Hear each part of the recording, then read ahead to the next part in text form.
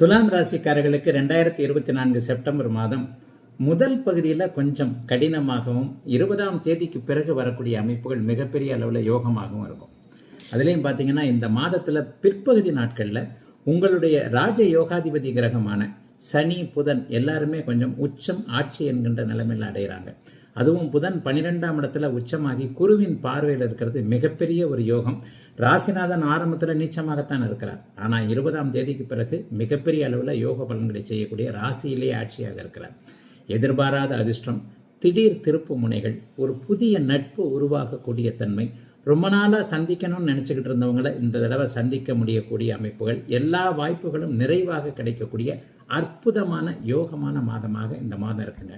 ஆனால் உண்மையை சொல்லப்போனால் முதல் 20 நாட்கள் ஒன்றுமே நடக்காதுங்க. ராசிநாதன் பலவீனமாக இருக்கிறார். ராசிநாதன் ஒரு நிலையில் நீச்சமாக இருந்து குருவின் பார்வையில் தான் இருக்கிறார். ஆனாலும் அவர் நீச்சமாக பலவீனமாக மறைவு ஸ்தானத்தில் இருக்கிறது நல்ல விதமான பலன்களை தராது. ஆக முற்பகுதியில் எல்லா முயற்சிகளும் அப்படியே இழுத்து கொண்டே போய் அதன் பிறகு பிற்பகுதியில் 20ஆம் தேதிக்கு பிறகு அனைத்தும் நடக்கக்கூடிய அமைப்புகள், அவரவருடைய வயது தகுதி இருப்பிடத்திற்கேற்றாற் போல எல்லாம் நிறைவாக இருக்கக்கூடிய யோக பலன்கள் நடக்கக்கூடிய மாதமாக தான் இந்த மாதம் அமைஞ்சிருக்கு. பெண்களுக்கு கணவர் குழந்தைகள் பேரில் இருக்கக்கூடிய அதிருப்திகள் தீரக்கூடிய ஒரு அமைப்பு. அதை விட முக்கியமாக வேலை செய்யக்கூடிய பெண்களுக்கு பணியிடங்களில் இருக்கக்கூடிய அத்தனை மன அழுத்தங்களும் விலகக்கூடியது. வேலை செஞ்சோமா வீட்டுக்கு வந்தோமா நிம்மதியாக இருக்கும் அப்படிங்கிற மாதிரியான அமைப்புகள். ஆண்களுக்கு பார்த்திங்கன்னா குறிப்பாக இளைய பருவத்தினருக்கு சமூக ஊடகங்களில் மாதத்தின் பிற்பகுதியில் 20ஆம் தேதிக்கு பிறகு நீங்கள் நினைத்த அமைப்பு, ஒரு பெயர் கிடைக்கக்கூடிய அமைப்பு, ஒரு பணம் கிடைக்கக்கூடிய அமைப்பு கண்டிப்பாக உண்டு.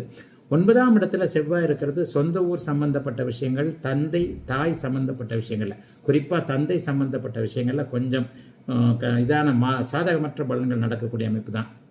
அப்பாவோடு ஏதாவது ஒரு முரண்பாடுகள் வரும்.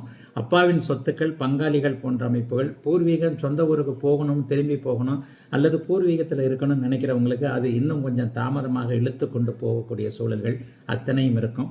ஆனால் பொதுவாக பார்த்தீங்கன்னா 2024ஆம் ஆண்டு செப்டம்பர் மாதம் துலாம் ராசிக்காரர்களுக்கு முதல் ஒரு 20 நாட்களுக்கு ஒரு மாதிரியாக இருந்தாலும் கூட 20ஆம் தேதிக்கு பிறகு நல்ல யோக பலன்களை தரக்கூடிய அமைப்பில் தான் இருக்குது இந்த செப்டம்பர் மாதம். ஆகவே செப்டம்பர் மாதம் யோக பலன்களை கண்டிப்பாக தரும் என்பதில் ஐயமில்லை.